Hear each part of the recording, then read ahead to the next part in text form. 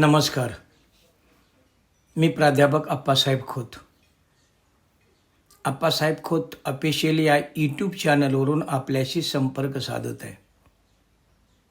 क्रमशः कादंबरी वाचन या सदरामध्ये पळसफुल या कादंबरीचं मी वाचन करत आहे. कादंबरीचं नाव पळसफुल, भाग 6. मळ्यात काम करताना गिरजा आणि श्रीपती असायचे. मळ्याचा वाटकरी मळा सोडून असेलच कसा? 3-4 वर्षे असं रक्ताचं पाणी करून त्या दोघांनी मळा फुलविला.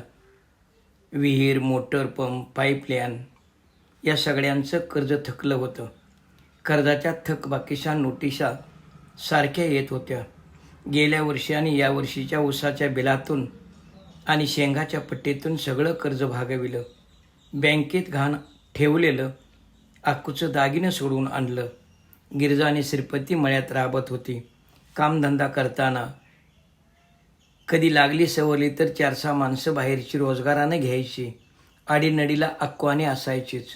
कामाची आवरावर वेगच्या वेळी करणं अवघड नव्हतं. तशी जोडणी श्रीपती करतच होता. कामधंदा करताना बऱ्याच वेळा श्रीपती आणि गिरजा एकत्र असायची. मग कधी हाताला हात लागायचा, तर कधी नजरेला नजर भिडायची, तर कधी पडणाऱ्या पदरावर आणि उभार छातीवर रान पाखरं चिवचिवायची. सगळं पीक दुधावर आल्यावर तिथं शिवारची पाखरं गिरट्या घालणारच की. तशी गिरजाची अवस्था व्हायची. उसाच्या बांधाला गिरजा पुढं आली. उसावर बसलेल्या चिमण्या भुरकन उडून गेल्या. भाऊजी, बांधावर उभं राहून गिरजानं श्रीपतीला हाक मारली. उसात पाणी पाजणारा श्रीपती आडव्या दंडावर उभा राहिला. पाणी वाकुऱ्याला मोडून बाहेर आला. हात धुवून घ्या, जेवायचं. तू जेवलीस? नाही अजून. मग बस की, दोघे बी बसून जेवूया. रामपळीच्या सावलीत दोघं बसले. जेवू लागले. घटकावर असाच गेला. गिरजाला घास गिळता गिळत नव्हता. तिच्या तोंडातील घासाबरोबर रवत चालली होती. पोटात भूक होती, तरी पोटभर जेवण घ्यावं अशी वासनाच नव्हती. ती त्याच्या रुंद भरदार छातीकडे चोरून पाहत होती. तिला हे कळून चुकलं होतं की आपला जीव गुंतत नाही आणि राहत नाही. तिनं आपलं मन आवरलं. तिनं पुन्हा शून्यात नजर लावून दुसरीकडे पाहिलं. जीवाची घालमेल मात्र चालूच राहिली. खरपूस भुकेलेल्या श्रीपती मात्र खाली मान घालून जेवत होता. जेवण झाल्यावर पाणी पिऊन तो काही न बोलता उसात निघून गेला. तिनं हात धुतला, चूळ भरली, पुन्हा तिथंच बसली. किती वेळा आपण या जागी बसलो आहोत याचं तिला भानच राहिलं नाही. बसल्या जागी साऱ्या द्यायची आग झाली. सारं अंग तापल्यासारखं झालं. साऱ्या अंगात लाडी लकीर तरळून गेली. तिनं दोन्ही पाय बसल्या जागी लांब केलं. पाजर फुटावा तशा भावना पाजरू लागल्या. तान्या बाळानं आपल्या आईला प्यावत आणि आईनं झरझरून पाणी सोडावा, तिला पाण्याव फुटावा, तसा आपसूक भावनेचा पाण्याव पाजरतच राहिला. साऱ्या अंगात शिरशिरी भरली. भारल्यासारखं अंग आतल्या आत तापू लागलं.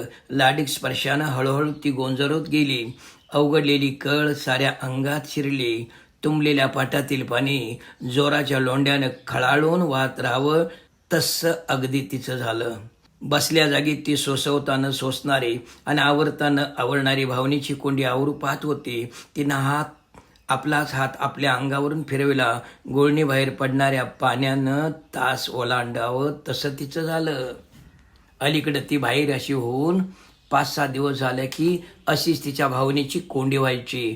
पेटत्या द्यायला ती कामरून घालायची, तर आपणच उभं आडवं पेटत आहोत असं तिला वाटायचं. आजही तसंच झालं. कितीतरी वेळी ती दाताखाली ओठ धरून उसळती तलकली सोसत होती. रचल्या गंजीनं आतल्या आत पेटावं, आतल्या आत धुपत राहावं तशी तिची धाई पेटली होती. श्रीपती उसातून बाहेर आला. मोटार बंद केली. बांधावरनं वर येऊन बाबळखाली उभा राहिला.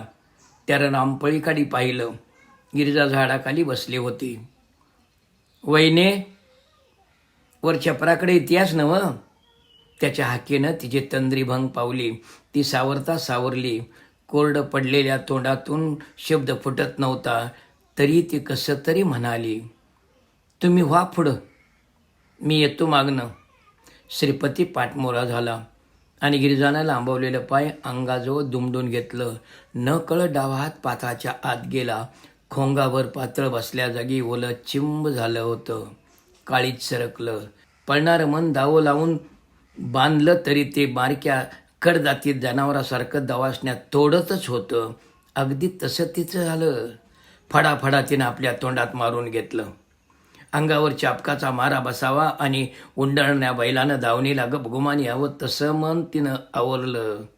पुन्हा एकदा फडाफडा तिनं स्वतःलाच मारून घेतलं. तिची गालपडं लाल भडक झाली. काय करू, कसं करू आणि किती सोसू? देवा, माझ्याने हे सोसवत नाही. जग त्या ध्येयला कसा वर घालू? टोचणाऱ्या भावनेच्या कळा कशा सोसू? मनात पिसारा पसरून नाचणाऱ्या मोरांची आसू आता मी कशी पुसू? थोड्या वेळानं जड मनानं ती उठली आणि अवघडलेल्या मनानं ती छपराची वाट खाली मान घालून चालू लागली. धन्यवाद.